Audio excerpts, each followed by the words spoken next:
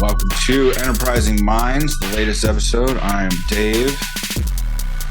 I'm Alex. And today we're going to do a two-topic discussion as Ruthi is not with us today. So, Alex, what's been going on over the last couple weeks? Anything new and exciting or not much. Been listening to a ton of different podcasts, and it's been interesting. I mean, I'm trying to kind of get some grounding again. So one I've talked about in the past, the Marketer podcast, they have a daily one that's fantastic. Been going through a bit of their archives along with some other ones, which has been pretty eye-opening. I don't know, even got into like some philosophy, kind of life goals kind of stuff too, which was fun to at least think about. So what about you? I've been doing a deep dive into audiobooks, actually. Rediscovering the public library. And, not having to pay Amazon for everything, which is a nice change. So, finding some interesting things, but then also my consumption of the audiobooks is not fast enough, apparently, for the books I want to read. Yeah. So, I'll be like really into something, and then it's like, oh, you have 20 other people that want this. I'm like, but I'm almost done. So it's been frustrating that I haven't finished a lot of the books, but I've gotten like halfway through, and then I'm waiting to get them back to finish. But just it's been good to fill my brain with a lot of different ideas going in depth. So like the latest one that I just discovered is actually is basically a history / biography of the guys that were early pioneers for AI, like back to the 50s and 60s, and then like how it's built up through the 80s and 90s, and then, getting to where we are today. And how like the first versions of these things were built on computers that use vacuum tubes, it's pretty crazy just how quickly that's progressed, and, diving into a culture that is completely new to me is always really fun and exciting. So yeah, that actually is related to the topic that I'm going to bring up today. It's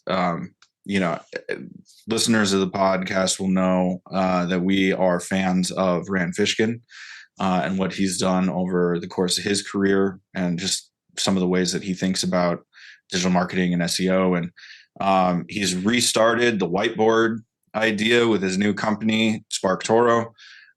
This one is called 5-Minute Whiteboard. So it's great because it's just like a quick hit on a particular, topic. And just kind of want to respond to a recent one it's titled, "Is Generative AI the SEO Apocalypse?" I have some strong feelings on this, and we can mull that one over. So what'd you bring? I got an interesting one. And it was off a random phrase that someone was kind of talking about, and then I kept kind of turning it over in my mind until I kind of got to this point of the death of social media. So speaking about the apocalypse of things. So currently we're in an apocalyptic podcast today. But basically what used to be a friend kind of connections-based social networking has turned really into an entertainment swipe-based viewing experience, which is not very social. And if there's a social element of it, it's extremely fractured and mostly anonymous. It's not really like in real life, the IRL aspect of what used to exist. And then you're trying to emulate that online. Now it's completely online. It's very, very different than what it used to be. So I want to talk about that, and then where we think where social communities online will go next, because I still don't have a good answer on that one. Right. Okay, this is interesting. Like the universe is aligning. First comment is Ruthi is definitely going to give us a hard time that Yeah, I know. she's here, she's not here, and we go immediately dark. The optimism is gone. And then secondly, like I had breakfast with a friend the other day, and we were talking about online dating, which is something I have no experience with. But it is fascinating to me. Like you talk about the in real life piece now just being a swipeable experience. It seems like choice paralysis is a thing. Sure. Or just the idea that you have multiple choices if one doesn't work out seems to be a hindrance. So I'm interested to see if that relates to that discussion at all. Yeah.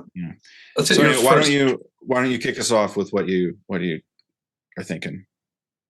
Oh, with the social media one? Social, yeah. Okay.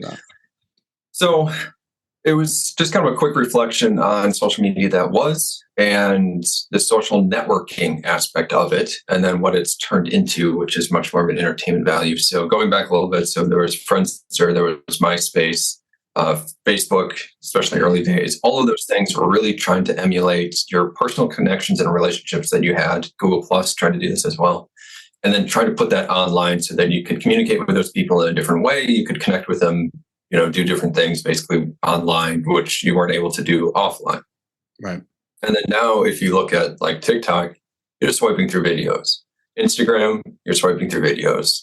YouTube even is swiping through videos now with shorts. They never really were much for the social networking aspect, but they've definitely gone on the swiping through videos aspect.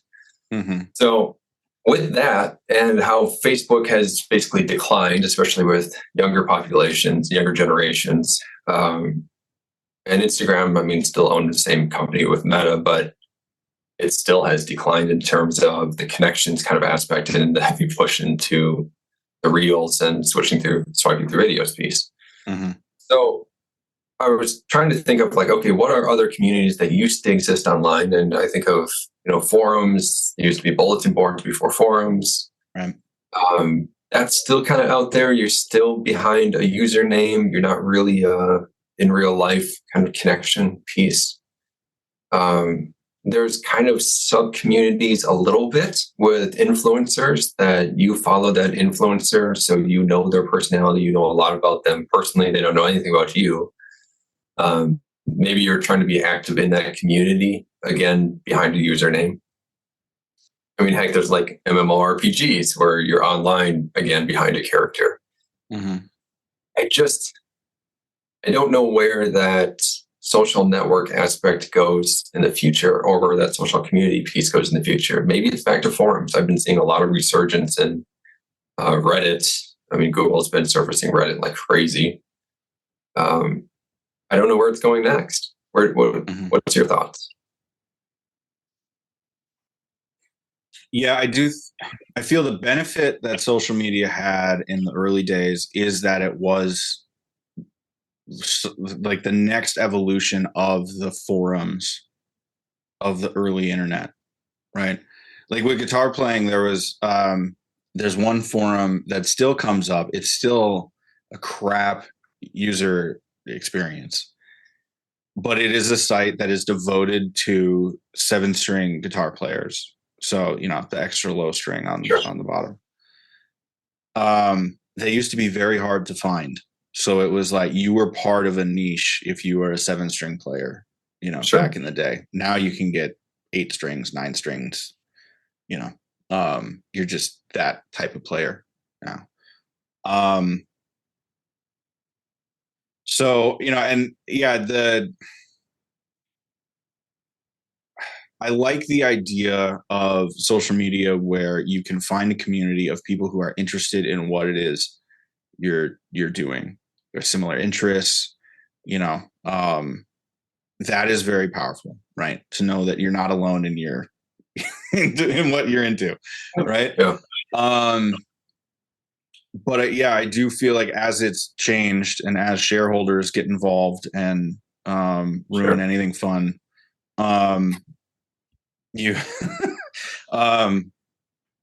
It has gotten weird. And not to go crazy, but like as I reflect on just all the changes with marketing AI and all the things that are going to be possible in the next like year, 3 years, with the AI developments, that whole influencer space, is right now it's about trust, right? You find somebody that is into what you're doing, they share similar views so that you can watch their content because it reflects some aspect of, what you're interested in, right? But what happens when that becomes an AI bot that's just trained on all of the podcasts and YouTube videos that they've done previously, and now they're just, they're not even having to show up to create their own videos because you just have the background that you put the AI bot on, and away you go with a script, right? So like, there's a trust element here where, what are you optimizing for? Are you continually optimizing for views and clicks and view duration and all of that kind of stuff? Because that's going to impact the type of content that people put out there, right? And what they're rewarded for. And that's what they're going to use AI to help generate the content for, right? I mean, you've already seen that with the Snapchat influencer it's something ridiculous. It's like $1 a minute to interact with her AI bot as if she was your girlfriend or something. Like, I'll have to find the news articles or whatever like that. But like, if we're already there and this is the dumbest AI that's in existence right now, like, that makes me sad. Yeah. But it also memberships that are the exact same thing as a mobile phone app. So you can interact with your AI girlfriend. But it's just not that hard to get a girlfriend. I just like a real one. It's just, I mentioned I've been into a bunch of different podcasts, including some philosophy ones. There was an interesting one that was really talking about the human technology interaction. Yeah. And some of the basically empty spaces that are still kind of out there. So for one, we sit in front of a screen because it's convenient for the computer. Right. It's not convenient for us. People like to move and throughout history, that's what we do all day long is we move and then we sleep. I mean, that's basically it. Right. We don't really stay still at all. They think about even the act of drinking or eating, you're still moving. Like there's always movement, basically. But when you sit in front of a computer screen, you just sit there, which is not human. That's an artificial thing.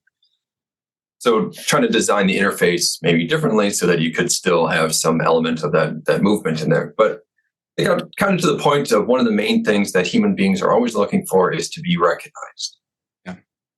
And no matter what that is, in a relationship, or even getting, credit for emptying the dishwasher, to, your kids seeing you and them smiling, to your dog wagging its tail when they see you. Like recognition matters so much.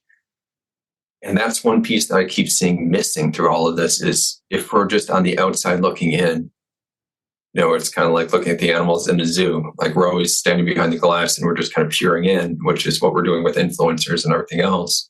Right. They're not really looking at us and no one else is looking at us, which has got to feel pretty empty. And there has to be some way to communicate online. Maybe it's forums or something, or maybe it's, comments when, somebody finally, upvoted my comment 100 times, which makes me feel pretty good because of my empty internet points. As someone read what I wrote. I mean, it's like, again, it's this craving for this interaction that just doesn't exist. Mm-hmm. Well, yeah, I mean, there's the deeper psychological stuff that we could go into that we are, clearly not experts in other than, our lived experience. But wanting to feel like you matter is definitely the drug that social hits on for sure. And then even if you look at what the social media strategies are, right? If you're going to go post stuff, are you posting natively so that you do well on the platform itself, or are you doing the types of posts that the platform hates but would be better for you, right? Like, I wrote this blog, come read my blog on my website, Sure. right? Or are you doing combinations of it so that you can actually get people to follow you and come over to your site and see see what's going on? Yeah. Again, it goes back to that kind of incentive piece, right? Like, if you are playing the if you're playing the game of the platforms, you're SOL, right? I mean, one of Joe Pulizzi from Content Marketing Institute and the Tilt has always said, and I agree with this sentiment: don't build your house on rented land, right? Even if you're an influencer or you're a big business or whatever it is, um, don't think that you own the relationship on social, right? Because you just don't. You have to bring them into your email lists or certain things, right? And that's one of the things that I struggle with in terms of social or the influencer space, where it's okay, with AI, what's going to be real? Like, what would be a signal that what you're doing is real?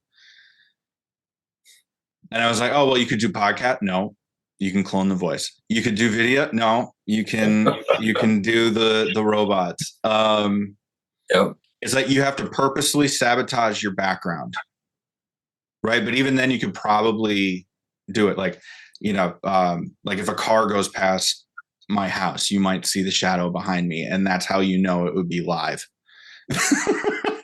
Right? Like, it's those little details where it's like, okay, they're not cheating, Or the old trope with the hostages of holding up today's newspaper, showing the date, being like, yes, absolutely.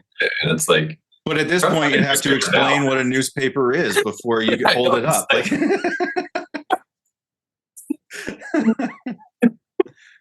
God, yeah.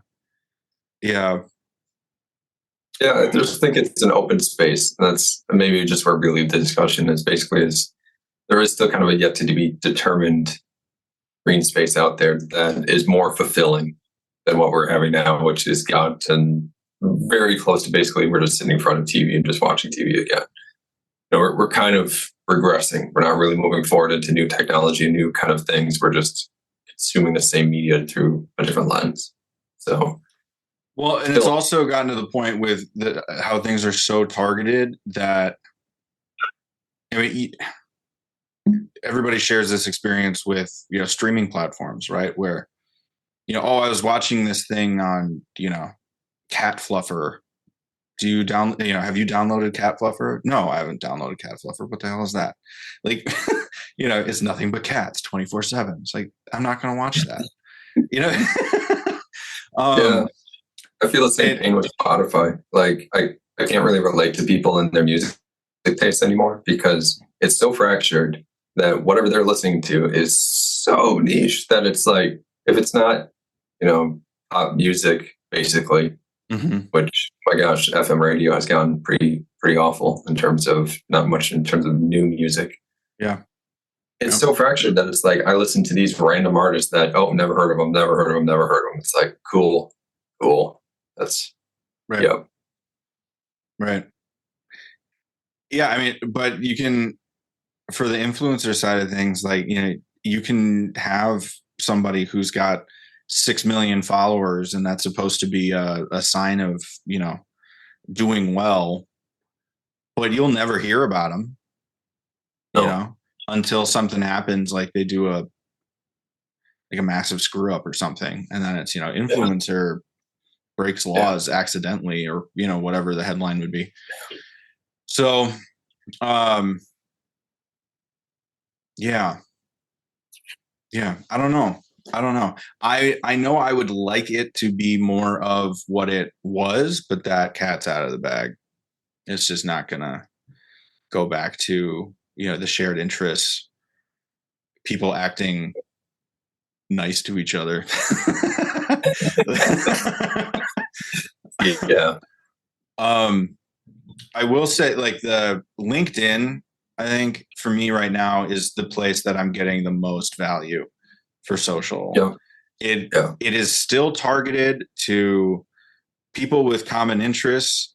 There's still an unwritten rule that you are polite because it's your professional self that you're showing on LinkedIn, Yeah. and not just, And your real you self. in your sweatpants. So I like that, and I hope that continues. But I do think, with AI, and I'm going to kind of transition into my topic because it is related. But like with all of this AI stuff and reflecting on kind of the craziness that has been the last 10 months of just trying to make sense of it and keep up with it and how it's impacting digital marketing. I do feel like, to your point with social, what's old is new again, because so this video with the SEO apocalypse idea, one of the first things that came out when ChatGPT was launched was a whole bunch of people saying this is the end of Google and SEO. And no, that might be your desire because you don't understand it or you don't know how to do it, so you just want to burn it. That's fine. There's a portion of people that are like that. It's just going to change the behavior, right? So in this 5-minute video, Rand does a really good job of saying, like, from the beginning of Google in like 1998, 97, with the blue links, this is what Google did because it was in their best interest to get you to go to them and trust them and use them habitually for a resource for, the information that's online. Then between like 2014 and 2021, now they're starting to do all of the different ads, and they're taking the content through rich snippets and, showing the rich snippet content with a link, but maybe not with a link, to the site that provided the content. And I think the AI generated piece will only make that worse. And, he has a hypothesis on that as well, where it's, with the SGE, I think is the new acronym. You will have that generated response for the quick answer, depending on the query that you type in. So if there is a quick answer, you'll get that via the generated content with maybe a couple links. But they've been playing around with whether or not they do the citation links for the, like, here are the 3 things. Yeah.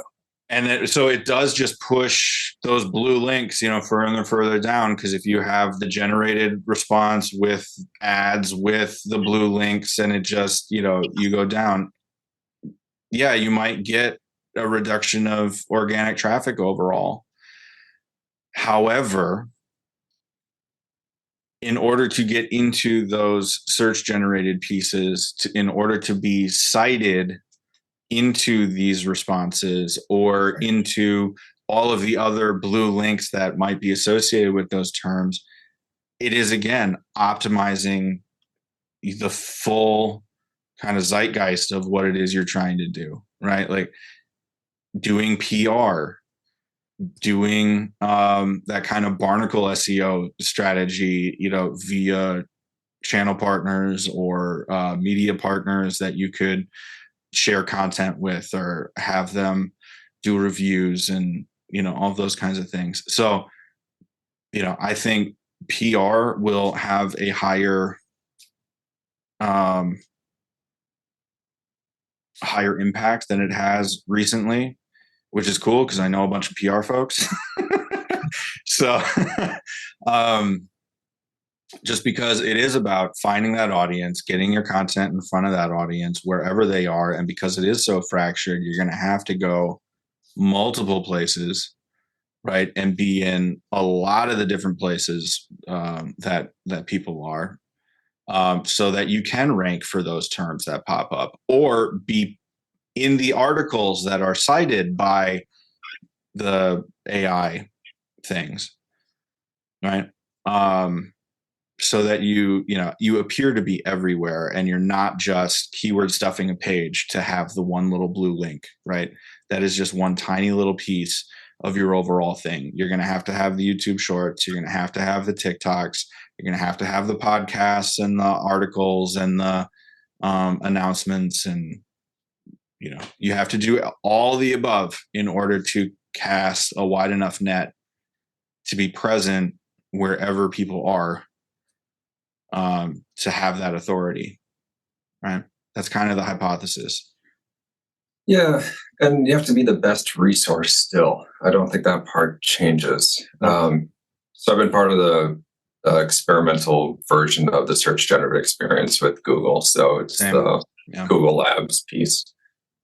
Yeah, they added a ton of SEOs all in one day. I still kind of wondered about that because like everybody on Twitter got access like the same time. It was really funny because there was like the way it kind of rolled out to different people who signed up for it, the beta. So the other day I was searching and, I got the generated result for it. And it was about some landscaping question, basically about this tree that I think has a disease and how to fix that. And it spat out a answer, but it wasn't necessarily a complete answer. It wasn't necessarily a convenient answer. And it didn't really tell me much more, which allowed me to actually take any kind of action. It told me this particular chemical does that. Great. How do I buy that? How do I apply it? Is there a better way to do it? Are there alternatives that I can do it? Is this the right time of year to apply it?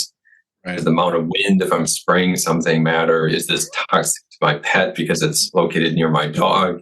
I mean, it's like there's so many other questions that I have that this wasn't fulfilling in terms of an answer. It was this snippet. It was a snippet of an answer. And that was the frustration point. So I still ended up scrolling down, visiting a few different web pages. And there was actually somebody on a forum who mentioned about this one particular technique that would actually work better. I ended up searching for that, and that ended up being a far better response of what my problem was and what my solution was. So it's still providing more of a response. It's still ranking high in the search results because people will still be scrolling down. The amount of traffic, I don't know. I don't know if the percentage, if you look at the pie chart of traffic coming to your site, will organic drop? Yes or no? Maybe the whole pie shrinks because that information is being surfaced already and people don't need to go to any of your, traffic sources. Maybe the effort that you put behind your content needs to change so that you provide more of a full response, understanding more where the user might be if they're searching this kind of a question and kind of information that they're going to need to actually follow through on it. There's a lot of pieces there. I don't know. It doesn't seem to still stray too far away from just providing a really good content and user experience on your site. Yeah. And there's also, if you think about conversions also, the bottom of the funnel stuff, you still can't buy a pair of shoes off of the snippet. You can learn about them, but you got to go to a different site to buy them. So there's still pieces here and there that still present the same kind of questions, same kind of problems.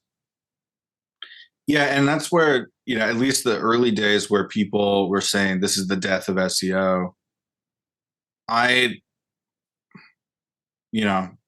just don't believe it because the behavior is too ingrained over the last 20 years, almost 30 years, right? So people are going to continue to go there, but for certain things like urgent care near me, right? That is a quick, easy answer that you can get on your phone. I think for consumer products, again, it's a similar thing where it's going to be more the shopping ads. To your point, you have to click off to go somewhere else.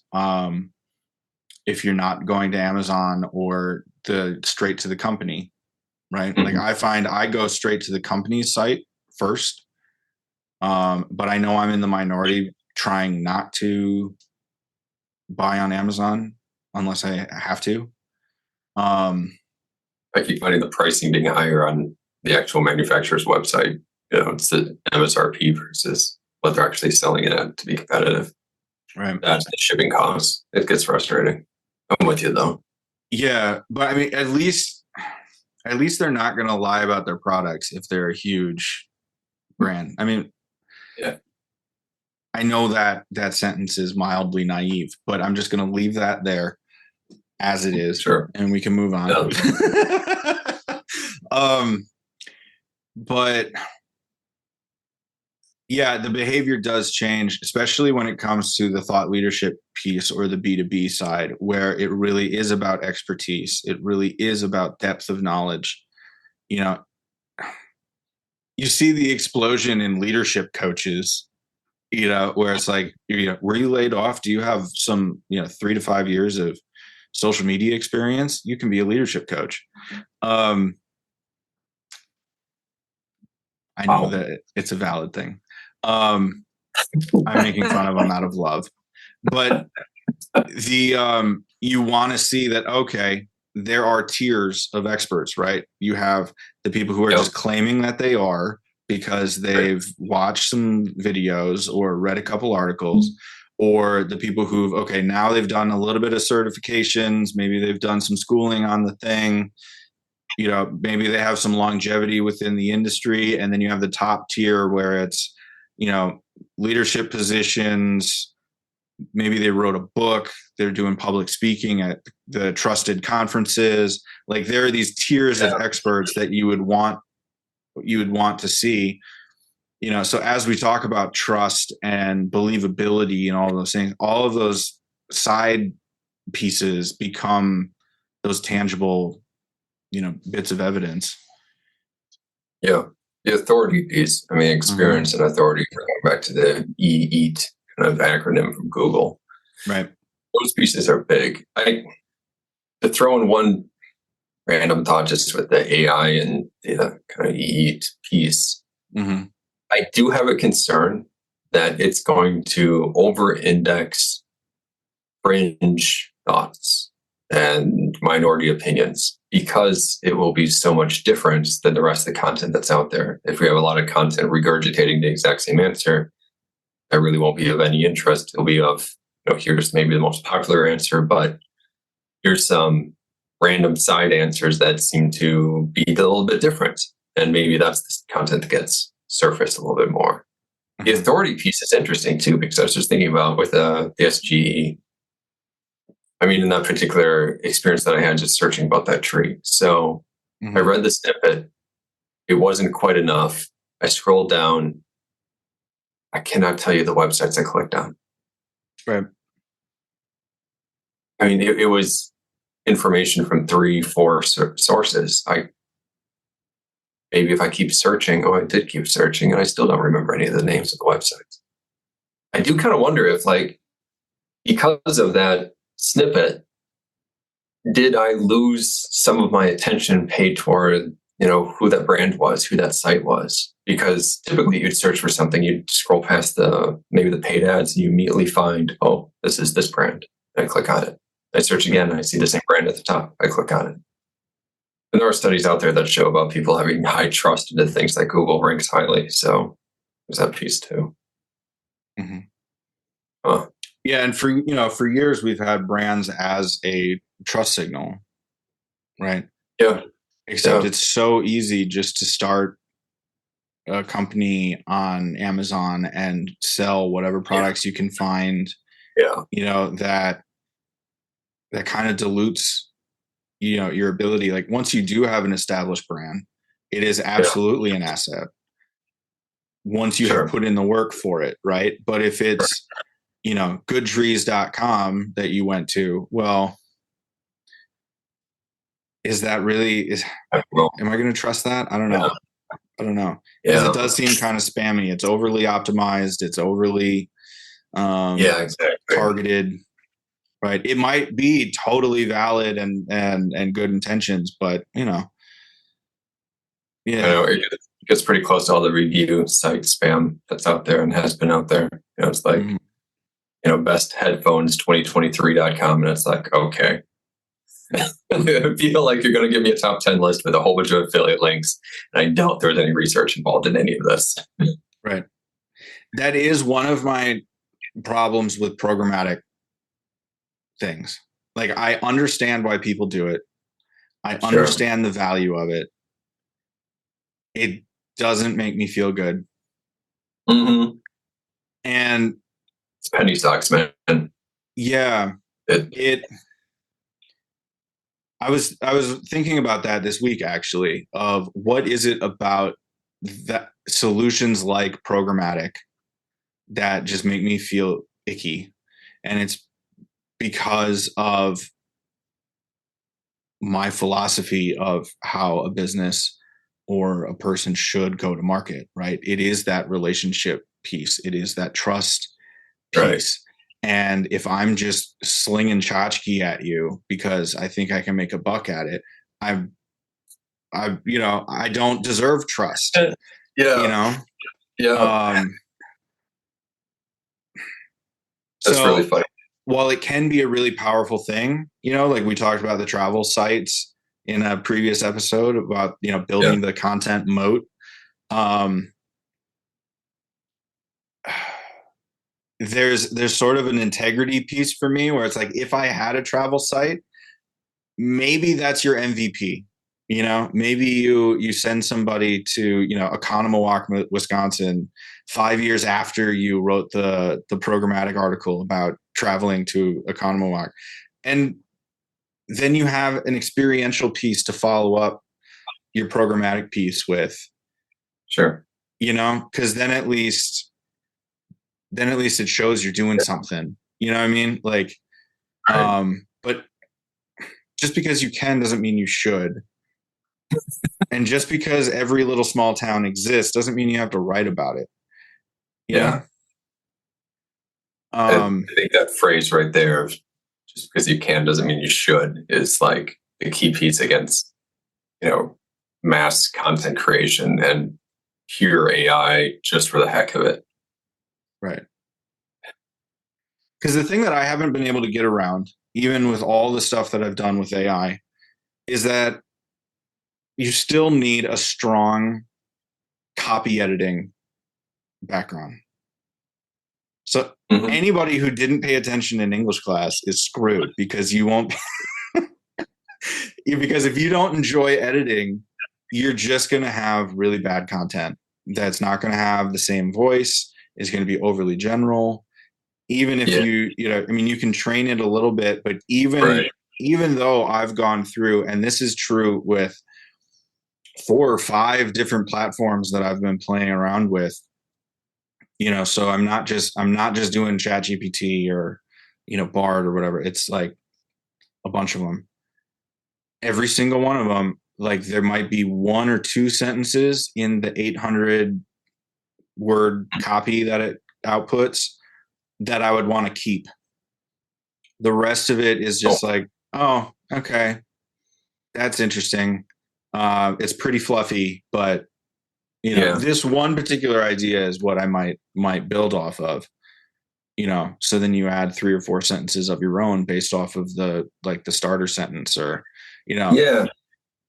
That's been my constant response to most of these tools, Claude, you name it. It's really great at that entry level information, the very shallowest of the pool. If you're just looking for, I know nothing about this topic, teach me something. Right. It will teach you something, and it's good at doing that. After that thin little layer, though, it's just a wash. I mean, I'm with you in terms of how much content you'd probably save off of it, because there's a whole bunch of it that's potentially invalid and incorrect.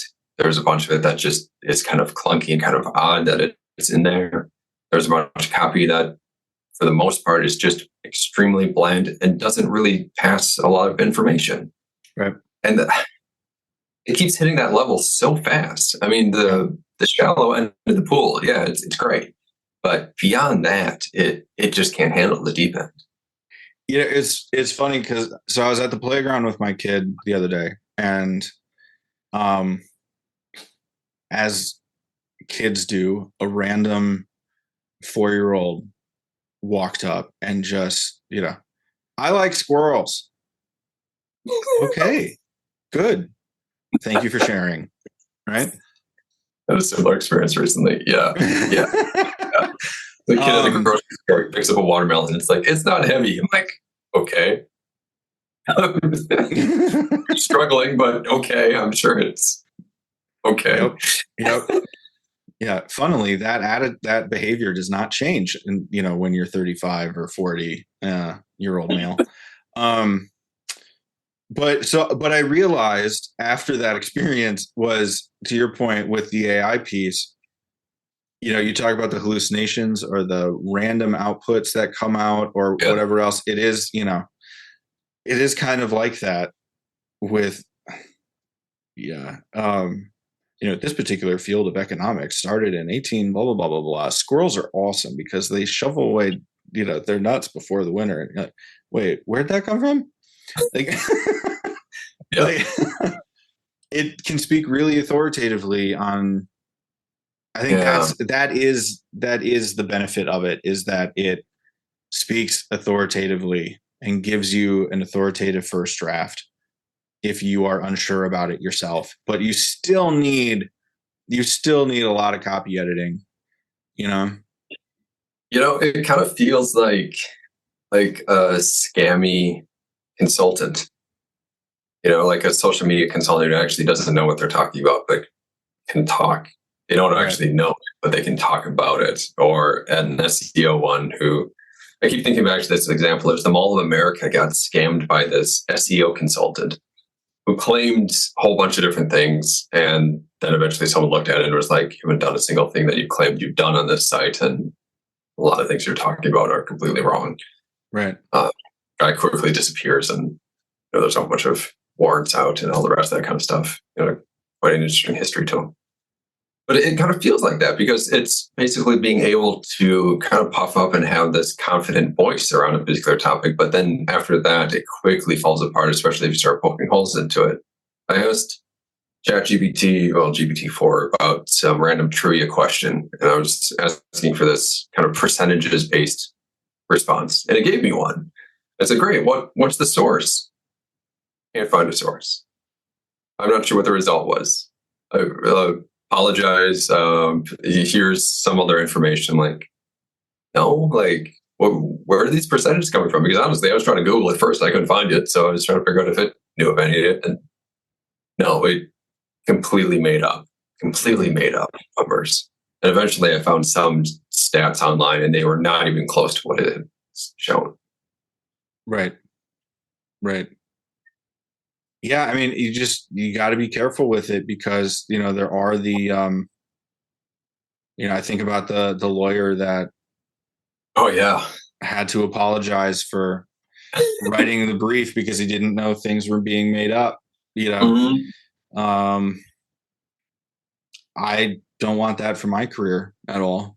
Yeah, and you also don't want it for your brand. I mean, kind of circling back to the programmatic piece. That's exactly it. This is this trust question of mass creating content with AI. Is it a good idea for your brand and business? And the answer is no, quite frankly. If it's completely unmoderated, especially not. If Right. it's moderated, copy edited, reviewed by somebody who actually knows what they're talking about, sure.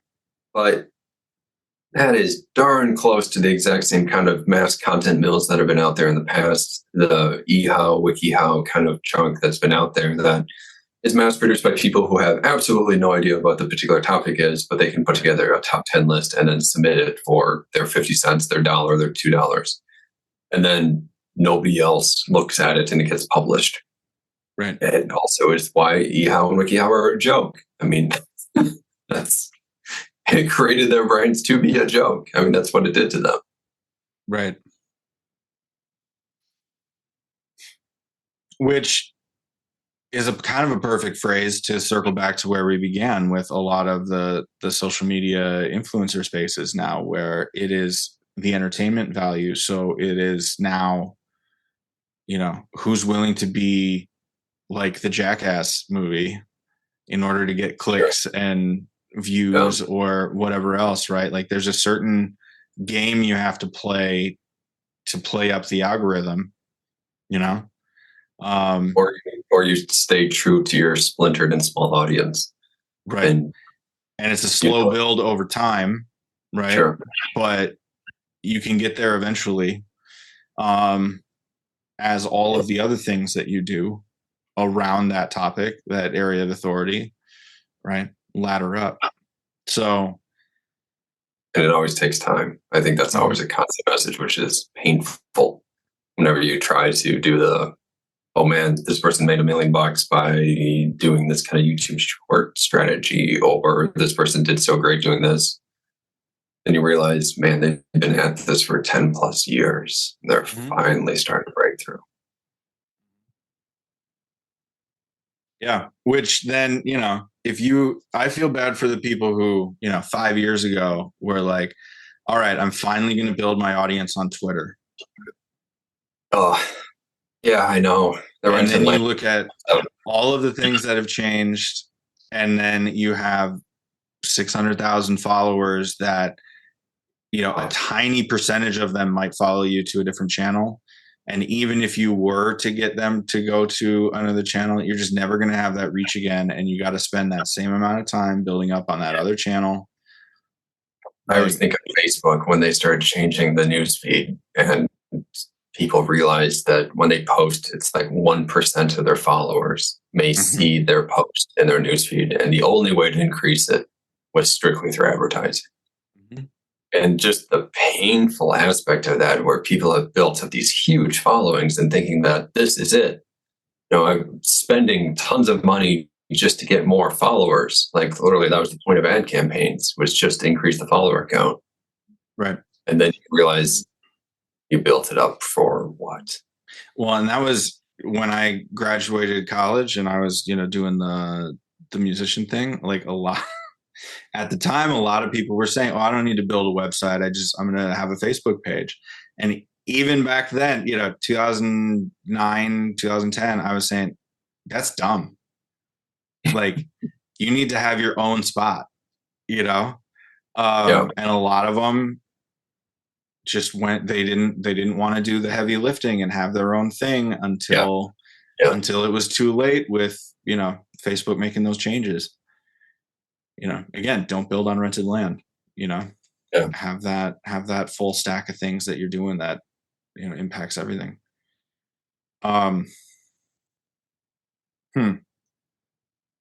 So we started dark. Do you see an optimistic future for any of these things? Or how would you put everything we've talked together into some kind of strategy or some kind of vision for how you might go to market now? Excellent question. Great way to wrap up. And I'll pose the same back to you after my response. For one, I think it's still all about the user experience. That really has not changed. It's quality content, and the quality bar just has risen. Easy to create mass created content that's very, very shallow and honestly not very fulfilling. It's a lot harder to get expertise and to really show you understand the audience, you understand what this person is searching for from, and where they're at, the education level that they might be at, and then where to kind of lead them deeper and allow them to experience and learn about the things that they need to know next, which starts to build up that trust in your brand and starts to make you a good destination for whatever topic, content, service, product line that you might have. When it gets to the social media standpoint, I think it's an ever-changing spectrum and landscape, and that hasn't really ever stopped. And anybody in that industry knows that, yes, Snapchat didn't exist 10 years ago, and 10 years from now, I don't know if it will. So you got to kind of keep on moving. And if you're going to play that game, you need to understand what it takes to basically capitalize on the effort right now. And that's going to change in 2 years, and it's going to change 2 years from that. And to get back to your point, it's all rented land. So you need to be building up something of value outside of the following on Instagram. Is it building up your email list? Is it bringing more users to your site who has your products? Or maybe it's bringing more people to Amazon that sells your products and your invention.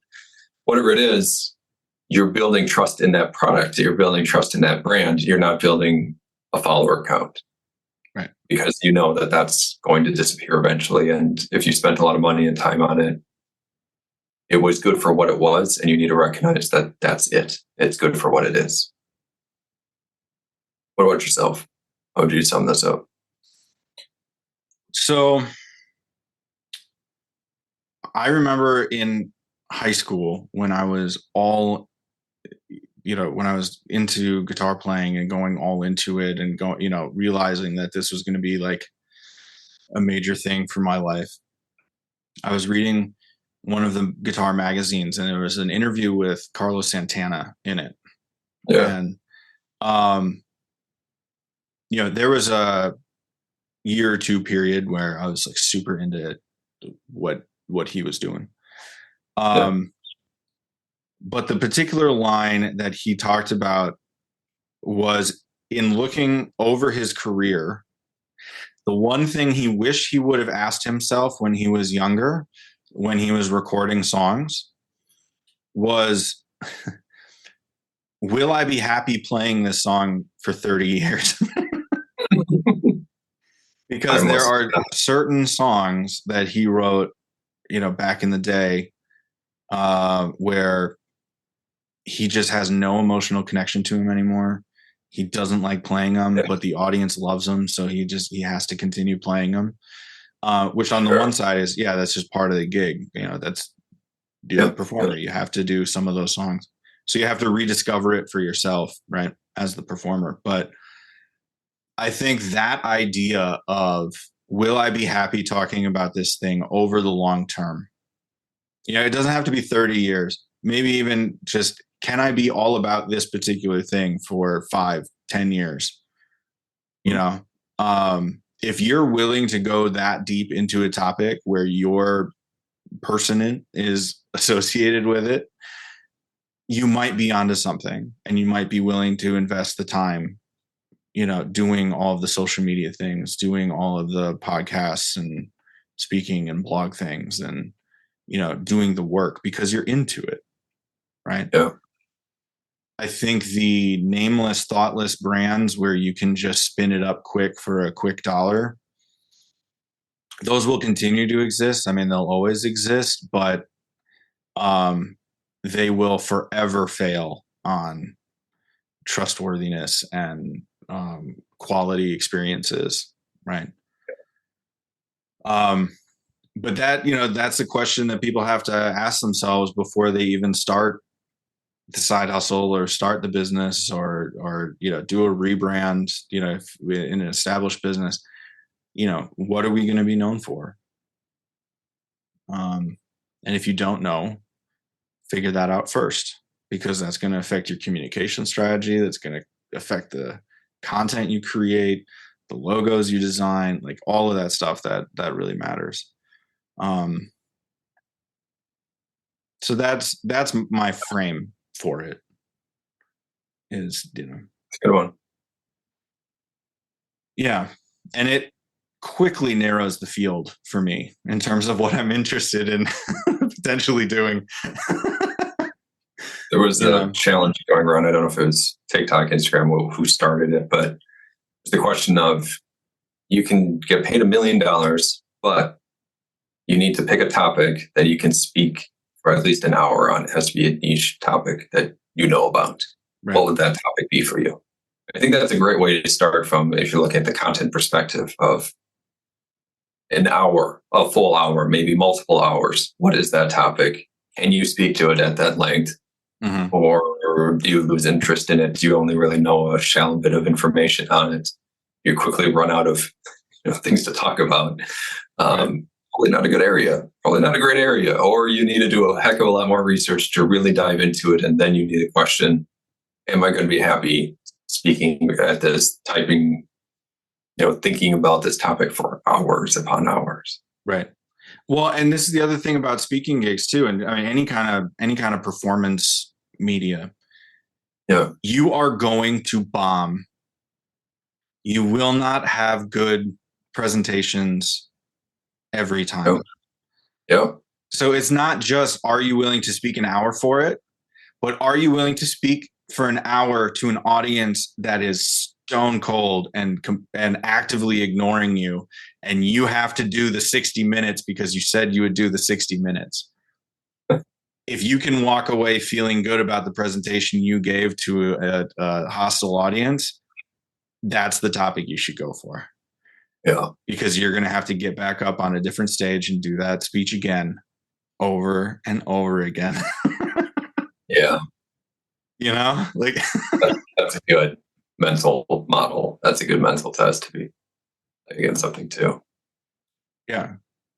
Because, There's that's not something many. that's ingrained with comedians, right? You know that you're going to bomb and you're just going to have to do that same set in the next town. Or maybe it was just because Tuesday audiences suck. Like, you don't know until you do it over and over and over and over again.